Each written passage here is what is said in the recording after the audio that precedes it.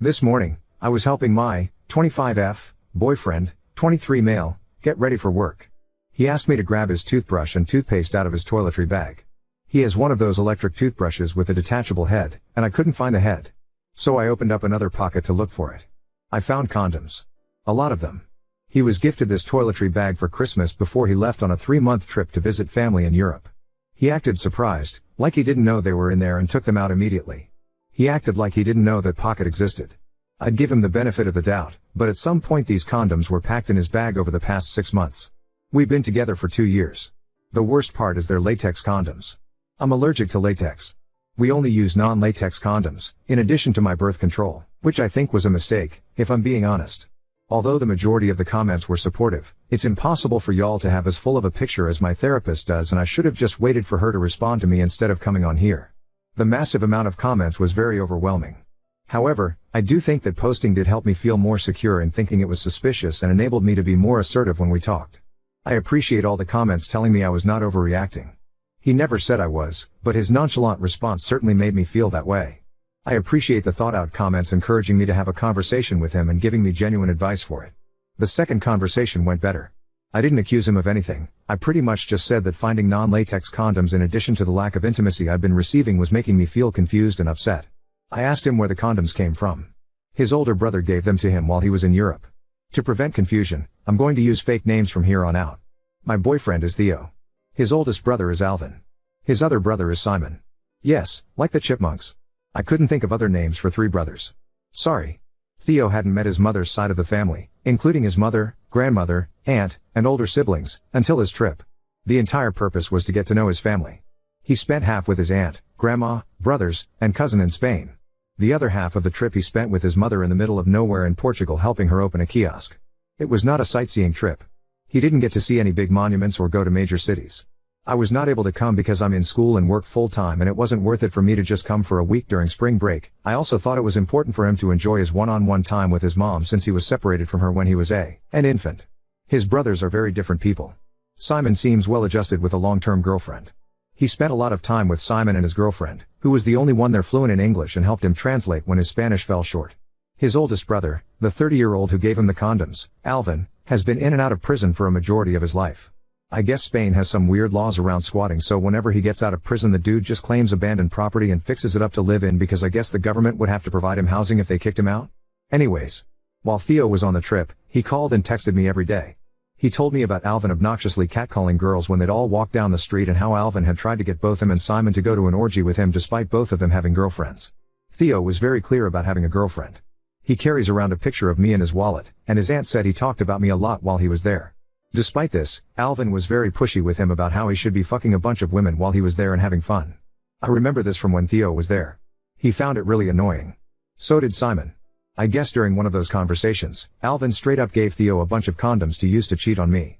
Side note, I counted them based on a comment someone left about how many are typically in a pack. They're all still there, I think. There's 8.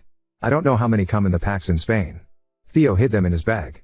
He said he would have left them there, but his aunt cleaned his room regularly and he didn't want the drama of his other family members seeing. Once he got back, he forgot they were in there. He only uses his toiletry bag when he goes to the gym. We went out together with our friends Saturday night after his shift and stopped at the gym on the way downtown so he could shower and freshen up. Otherwise his toothbrush is in our bathroom. He's not living out of a suitcase, he's fully moved in. I do see how some commenters saw the existence of the toiletry bag as a red flag when we lived together, so I wanted to clear that up. I did ask him why he accepted the condoms. He said he had zero intention of using them, and that he accepted them because Alvin wouldn't listen to anything Theo said about me, and that he left him alone after that. Theo didn't even say goodbye to him when he left. He tried to spend as little time with Alvin as possible, despite him constantly inviting both Theo and Simon over to his abandoned house. Simon grew up with Alvin but still seemed pretty content about avoiding him when I asked about it while Theo was there. I guess he's just not a good person, so the rest of the family avoids him when possible. So that's it. My boyfriend didn't cheat on me. The condoms came from his older brother. I believe him. He was very straightforward with his answers, and was more concerned with my well-being when he came home and saw how upset I was. He wasn't defensive at all. He listened to me without interrupting. He told me he loves me and that he has zero desire to cheat on me. He also works 2 jobs, shares his location, and usually is at home if he's not at work or the occasional gym visit. He doesn't have the time to see other women, and if he does have spare time, he spends it with me or his friends, who are also my friends. He does have friends separate from our friend group at work, but he invites me to come along when they've gone out or asks me to join them when they play Overwatch after work. I love him, I believe him, and I'm moving past this. That doesn't mean I'll let any additional red flags slide if they pop up, though. As many of you said, I'm still young and have my whole life ahead of me. If things get worse, I know I'll be okay by myself. I love him and I want him in my life, but my happiness doesn't depend on his presence. I have a therapy session tomorrow, and I've had a lot of time to think. In hindsight, I think what made me spiral the most was that if he really did cheat on me, I'd be living with a stranger. I've had so much trust built up towards him, so I view him as this person who would never hurt me intentionally or yell at me or cheat on me. If he was capable of cheating on me, he could be capable of those other things too. That was really scary to think about and made me spiral. The massive amount of comments where everyone was so convinced he was a terrible person and that I'd been fooled also did not help. I felt like I had no idea how he would react towards me if it was true, and I was very, very scared. As soon as he came home, I felt very silly for feeling that way. He's nothing like my ex. He's never given me a reason to be afraid of him. I shouldn't have let comments on the internet freak me out so bad, and I definitely need to take some time away from Reddit. I hope I addressed all the questions/concerns in the comments. Thank you for all your help. Thank you for listening. For the commenters who had questions regarding our sex life and relationship in general, when he first came back from his trip and moved in, things were normal and we both had high sex drives. Things started slowing down pretty drastically over the past couple of months. We've talked about it prior to me finding the condoms.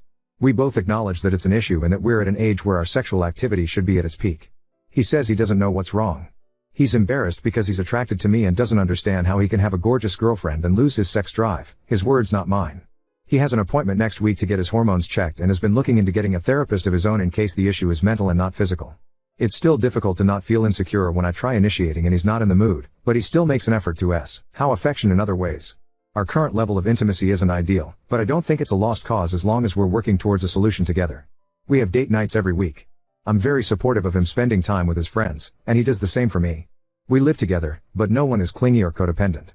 We do check in with each other to see how we're feeling about the living situation since it is somewhat new and we're still figuring out how to divide and conquer with household tasks. I'm a full-time student and I work full-time. He works 2 jobs. We both contribute equally, and do our best to make time for ourselves and each other despite our busy schedules. I have 14 credits this summer and barely exist outside of work and school lol. For the commenters who had some things to say about me having a therapist or mental health issues, I try my best to ensure that I am my main support system. I've been in the position before of being someone's emotional punching bag due to their mental illness, and I would never ever put someone I love in that position. I'm in therapy because I have experienced an extreme amount of trauma and don't want my CPTSD to impact my life and relationships in a negative way. I grew up with a mom with severe anxiety, and most likely undiagnosed PTSD, related to the trauma both of us experienced at the hands of my biological father. She doesn't believe in therapy. I had to call 911 several times as a small child because of her panic attacks. I love my mom, and our relationship has come a long way, but the last thing I would want when I have children is for me to be an unstable parental figure. My usage of therapy doesn't warrant me staying single. My therapist has been very encouraging of this relationship since my boyfriend asked me out 2 years ago. I had gotten out of an incredibly abusive and toxic relationship the year prior, and had zero intention of getting into another serious relationship anytime soon. I was thriving and my therapist thought I was ready, but I told my boyfriend that I needed to focus on myself. We took things slow. He was respectful and patient every step of the way until I was ready. He has never raised his voice at me or even cussed at me. He is a very caring partner. I think his love language is based in quality time and acts of service. He's not great with words, but he tries. He can be a bit emotionally distant at times and not know exactly what to say when I'm upset, but that doesn't prevent him from being there and giving me a hug when I need it. We've been going through a rough patch with our intimacy, and when I was off my meds I felt like he, and everyone else in my life, viewed me as a burden despite him telling me he'd be there for me and for me to just ask for whatever I needed. He's told me many times that he's still attracted to me and that it has nothing to do with me, but when I was feeling low I kind of let my past trauma impact how I felt about myself. Being repeatedly sexually assaulted kind of made me feel like my worth is based in my sexuality, so having a boyfriend who isn't all over me anymore made me feel like there was something wrong with me. Like if I'm trying to initiate and am available and the person who loves me doesn't want it, but someone else was willing to violently take it from me when I didn't want it. What does that say about me? I know that's not rational and I've talked a lot about it in therapy, but it is something that I struggle with sometimes. I posted on here during a low time with my depression because I needed to vent and didn't want to burden anyone I knew with my irrational negativity. Depression is weird. Especially after years of therapy. When I'm at my lowest, the intrusive thoughts are overwhelming, but deep down I know they're irrational and that they'll eventually pass, even if it doesn't feel like it on the surface level. I know some of the things I said then were concerning, but I really wasn't in any danger. There's a lot of things I want to accomplish in my life and I know I'm capable of them even if it does feel hopeless sometimes. I know I have people in my life who love me, I just have a hard time reaching out for help when I need it and need to be better at letting people be there for me. My mom raised me to be really self-sufficient, and she's also got a lot on her plate with my dad being sick, so I don't want to bother her and make her spiral more than she already is. I've been set back a lot with my education because of all the stuff I've been going through, but I know I have a bright future and that I should be proud of myself for making it this far. I am back on medication and am increasing the frequency of my therapy appointments from once a month to every other week. I was doing well before I went off my meds, so I'm doing my best to get back on track. Sorry for rambling. I know I don't owe anyone an explanation of my mental health on here, but I know some people were worried. I'm okay. I'm going to be okay, with or without my boyfriend. My mental illness does not prevent me from being a loving and supportive friend and partner. Using therapy doesn't make me a weak person incapable of standing up for myself and making decisions. Oop, thank you so much Oop. It would be more suspicious if he hadn't actively been updating me on his trip the entire time he was there, including information about his brother being a sex-addicted scumbag. The only information that was new to me was that his brother had given him condoms. I already knew his oldest brother had been trying to get both him and his other brother to cheat while he was there. Thank you for the concern. I'm low-key regretting posting an update at all. I don't know why the opinions of strangers bother me, but it's kind of annoying that so many people didn't read the entire thing and just said I wrote all that to convince myself. I wrote that a full 24 hours after I had my conversation with him and debated posting anything at all because I figured people would be convinced he cheated regardless of anything I had to say. It's detailed because so many people had different things to say about different parts of my original post. I thought if I just posted his brother gave him the condoms, people would say that was a vague answer. Of course it feels like a complex story to someone who never heard about his trip, but the only thing I didn't already know was that his brother had given him condoms. His trip was a shit show. He was on the phone with me every single day telling me about it and fell asleep on the phone with me 99% of the time. He wasn't going out at night. He wasn't partying. Half his trip he spent with his estranged mother and her crazy racist abusive boyfriend who kept accusing him of stealing and saying wild shit about how he couldn't believe my boyfriend would sleep with a n/girl like me. I had to talk him down on the phone to keep him from freaking out and endangering himself because he had no way of getting home if his mom's boyfriend kicked him out. He already got abandoned in a random town in Portugal by them for like a full day and a half at one point. I'm not surprised the condom slipped his mind. If he hadn't maintained constant communication with me while he was there, I'd be more suspicious. If he hadn't told me about all the other crazy shit his brother pulled while he was there, I'd be more suspicious. If he had gotten defensive at all, I'd be suspicious. He didn't lie to me. He didn't know they were there. The bag has a million pockets and he only really uses one of them. The pocket seemed empty from the outside. He forgot he stashed them there. People seem so sure that I'm this naive, spineless person when I'm not. If you'd read what I said about my mental health, you would know I already have a tendency to be hyper-vigilant about red flags and be avoidant to protect myself. I don't like being vulnerable. I don't like depending on other people. I mentioned my boyfriend never yelling or cussing because I've quite literally never witnessed him get angry. The most upset I've seen him was when he was trying to defend me while he was in Europe. He's probably the most calm/stoic person I've ever met. I love that about him. I love him. I trust him. Also, his last serious relationship ended with him catching his ex in the act of cheating on him. She had mental health issues and responded to being caught by attempting to kill herself by walking into traffic. I know some internet troll is going to say that's another far-fetched story, but I know it's true. His best friend's mom, who is basically also his mom, pulled me aside when she met me and told me that she was glad he found someone that makes him so happy after everything he went through with her. I don't think he would cheat on me after going through something like that. He's a really good person. He's fully capable of being a support system for me. I just was afraid to let him because I didn't want him to feel like he had to worry about me or take care of me the way he did with her. That's not healthy, though. I'm trying to be better at trusting people when they say that they want to be there for me, and that includes him.